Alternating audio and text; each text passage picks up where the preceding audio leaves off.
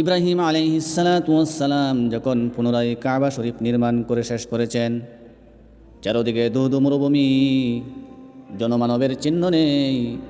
এমন সময় মহান আল্লাহ নির্দেশ দিলেন, ওগো ইব্রাহিম, এবার মানুষের মাঝে হজের ঘোষণা দাও। ইব্রাহিম আলাইহিসসালাম অবাক হয়ে গেলেন।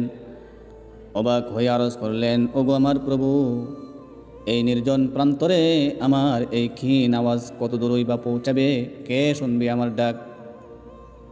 আল্লাহ তাআলা বলেন, ইব্রাহিম, তোমার দায়িত্ব শুধু ঘোষণা দেওয়া, আর তা বিশ্ববাসীর কানে কানে, বিশ্ববাসীর কাছে পৌঁছে দেওয়ার দায়িত্ব আমি আল্লাহ। ইব্রাহিম আলাইহিসসালাম পাহাড়ের চূড়ায় দাঁড়িয়ে ডাক দিলেন।